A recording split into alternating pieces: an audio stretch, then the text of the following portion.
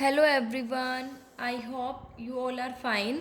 आज हम 11th accountancy के अंदर जो हमारा चैप्टर नंबर 4 है उसमें हमारी नेक्स्ट टॉपिक करेंगे, जो कि हमारा है difference between cash basis of accounting and accrual basis of accounting.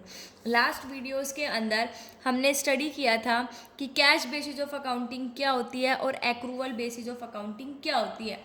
Cash basis of accounting में क्या था कि जब हमें कैश रिसीव होता था या हम कैश की पेमेंट करते थे, उन्हीं जब भी ट्रांजेक्शन्स रिकॉर्ड करते थे, मतलब ओनली एंड ओनली हम कैश ट्रांजेक्शन्स को रिकॉर्ड करते थे, ठीक है। लेकिन एक्रूवल बेसिस में क्या है, एक्रूवल बेसिस ऑफ अकाउंटिंग के अंदर चाहे हमने वो ट्रांजेक्शन जो है कैश में की है, चाहे वो हमने क्रेडिट में की है, मतलब इनकम जिस टाइम हमने अर्न कर ली, ठीक है, अर्न हो गई हमारी, चाहे कैश रिसीव हुआ या नहीं हुआ, उस टाइम पे हम रिकॉर्ड कर देंगे। वैसे ही पेमेंट की बात है, जिस दिन पेमेंट ड्यू हो जाती है, चाहे हमने उसकी कैश में कैश दिया या नहीं दिया, वो बात की बात है, लेकिन जिस दिन ड्यू हो गई उसी दिन हम रिकॉर्ड कर देते हैं। तो कैश बेसिस ऑफ अकाउंटिंग के अंदर तो हम ओनली कैश ट्रांजेक्शन्स को इंक्लूड करते हैं, बट एक्रूवल में दोनों को करते हैं। सो देखिए, अभी हम इनका डिफरेंस स्टडी करेंगे।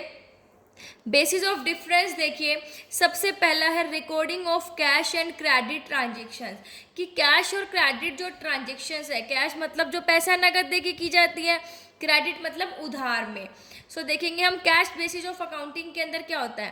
कैश बेसिस ऑफ अकाउंटिंग जो है वो ओनली कैश ट्रांजेक्शन्स को रिकॉर्ड करती है, मतलब ऐसी ट्रांजेक्शन्स जो कि कैश में की जाती है, ठीक है। एक्रूवल बेसिस ऑफ अकाउंटिंग के अंदर क्या है, ये दोनों ट्रांजेक्शन्स रिकॉर्ड करता है, चाहे वो कैश में है चाहे क्रेडिट में, ठीक है। दोनों को ही क्या करता है, एक्रूवल बेसिस ऑफ अकाउंटिंग जो है वो रिकॉर्ड करता है। नेक्स्ट है रिकॉर्डिंग ऑफ इनकम, कि जो हमारी इनकम है वो हम कैसे रिकॉर्ड करते हैं।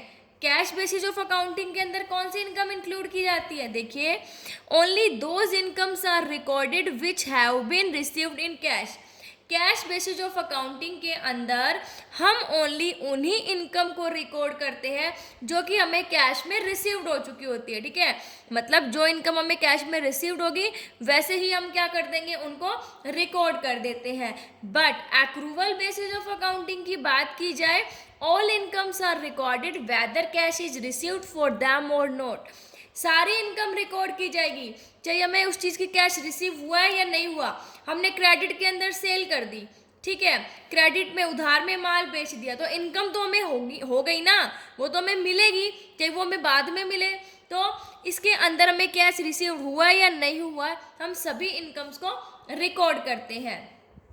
नेक्स्ट है रिकॉर्डिंग ऑफ एक्सपेंसेस। अगर हम खर्चों की बात करें, ठीक है, तो कैश बेसिस ऑफ अकाउंटिंग में देखिए, only those expenses are recorded which have been paid in cash.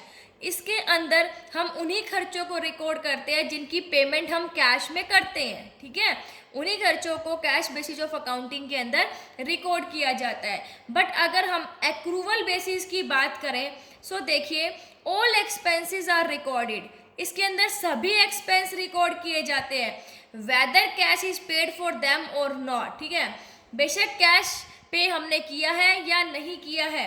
भाई एक ऑर्गेनाइजेशन के अंदर, ठीक है, सैलरी देनी है एम्प्लॉयज़ को, सो वो है तो ना एक्सपेंस। मान लीजिए कि इस महीने सैलरी नहीं दी, तो वो ड्यू तो हो गई, देनी तो है ही है, ठीक है, तो वो एक्सपेंसेस भी हम एक्रूवल बेसिस ऑफ अकाउंटिंग के अंदर रिकॉर्ड करते हैं। इसके अंदर तो क्या था, जब हम पेमेंट कर देते हैं ना तब रिकॉर्ड करते हैं, लेकिन इसके अंदर जब ड्यू हो जाती है एक्सपेंसेस, जब भी हम क्या कर देते हैं, रिकॉर्ड कर देते हैं।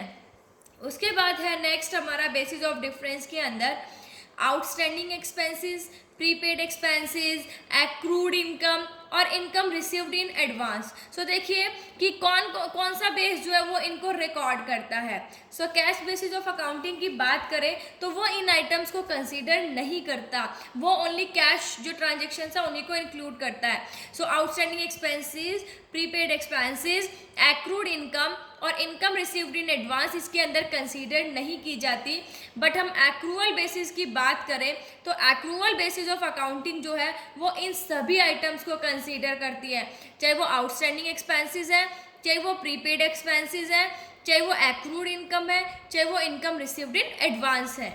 नेक्स्ट है हमारा distinction between capital and revenue items, कि कौन सा बेस जो है वो कैपिटल और रिवेन्यू आइटम के अंदर डिफरेंस करता है। सो देखिए, कैश बेसिस ऑफ अकाउंटिंग की अगर हम बात करें, does not make a distinction between capital and revenue items. जो कैश बेसिस ऑफ अकाउंटिंग है वो कैपिटल और रिवेन्यू आइटम के अंदर कोई डिफरेंस नहीं करती है, ठीक है। लेकिन अगर हम एक्रूवल बेसिस ऑफ अकाउंटिंग की बात करें तो वो कैपिटल और रिवेन्यू आइटम्स के अंदर डिस्टिंक्शन करती है, ठीक है। नेक्स्ट है लीगल पोजीशन। अगर हम इनकी लीगल पोजीशन देखें तो क्या है, कैश बेसिस ऑफ अकाउंटिंग जो है उसको कंपनी एक्ट 2013 रिकॉग्नाइज नहीं करता है, ठीक है। लेकिन अगर हम एक्रूवल बेसिस ऑफ अकाउंटिंग की बात करें तो इसे कंपनी एक्ट 2013 जो है वो रिकॉग्नाइज करता है और सभी कंपनीज को नेसेसरी है कि वो एक्रूवल बेसिस ऑफ अकाउंटिंग के ऊपर ही के अकॉर्डिंग क्या बनाए, अपने अकाउंट जो है उनको प्रिपेयर करें। नेक्स्ट है असर्टेनमेंट ऑफ करेक्ट प्रॉफिट और लॉस। सही प्रॉफिट और लॉस जो है वो किसके अंदर पता चलता है।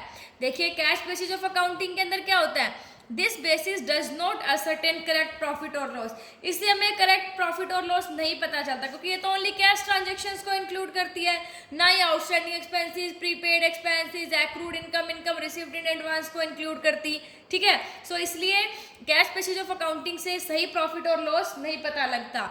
लेकिन अगर हम एक्रूवल बेसिस ऑफ अकाउंटिंग की बात करें तो देखिए, this basis certain correct profit और लॉस। इससे हमें सही प्रॉफिट और लॉस के बारे में पता चलता है क्योंकि ये सभी आइटम्स को कंसीडर करती है, चाहे वो आउटस्टैंडिंग एक्सपेंसेस है, चाहे वो प्रीपेड एक्सपेंसेस है, चाहे वो एक्रूड इनकम है, चाहे वो इनकम रिसीव्ड इन एडवांस है। जो एक्रूवल बेसिस ऑफ अकाउंटिंग है वो सभी को इंक्लूड करता है और इससे सही प्रॉफिट और लॉस के बारे में पता चलता है।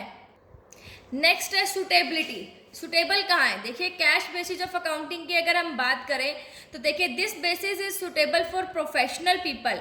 जो ये कैश बेसिस है ये प्रोफेशनल पीपल के लिए सुटेबल है, जैसे डॉक्टर है, लॉयर्स है, ये क्या करते हैं, कैश में काम करते हैं सारा का सारा, है ना, तो उनके लिए सुटेबल है। लेकिन अगर हम एक्रूवल बेसिस ऑफ अकाउंटिंग की बात करें तो जो बिजनेस एंटरप्राइजेज होते हैं जिनका मकसद प्रॉफिट कमाना होता है वो क्या करते हैं, वो इसका यूज़ करते हैं। वो मतलब सुटेबल जो है वो बिजनेस एंटरप्राइजेस के लिए होता है एक्रूवल बेसिस ऑफ अकाउंटिंग। सो ये था हमारा कैश बेसिस ऑफ अकाउंटिंग और एक्रूवल बेसिस ऑफ अकाउंटिंग के अंदर डिफरेंस। एक होता है हमारा हाइब्रिड और मिक्स बेसिस ऑफ अकाउंटिंग। ये हम स्टडी करेंगे कि क्या होता है। देखो, नाम से पता चल रहा है हाइब्रिड या मिक्स, मतलब दोनों जो हमने बेस पढ़े हैं उनका मिक्स, ठीक है।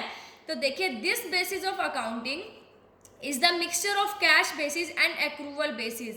जो हमारा हाइब्रिड और मिक्स बेसिस ऑफ अकाउंटिंग है ये कैश बेसिस और एक्रूवल बेसिस दोनों का मिक्सचर होता है, ठीक है।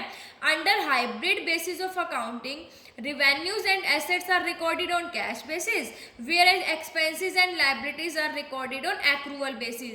इसके अंदर क्या होता है, जो हमारे revenues है और जो assets है ना उनको तो कैश बेसिस पर रिकॉर्ड किया जाता है, लेकिन अगर हम एक्सपेंसेस की बात करें या फिर लाइबिलिटीज की बात करते हैं अगर हम, तो उन्हें एक्रूवल बेसिस के ऊपर रिकॉर्ड किया जाता है। मतलब ये दोनों जो बेस है हमारे कैश बेसिस और एक्रूवल दोनों का मिक्सचर होता है। सो आई होप आपको ये टॉपिक समझ आ गया होगा। Thank you, stay safe, stay home.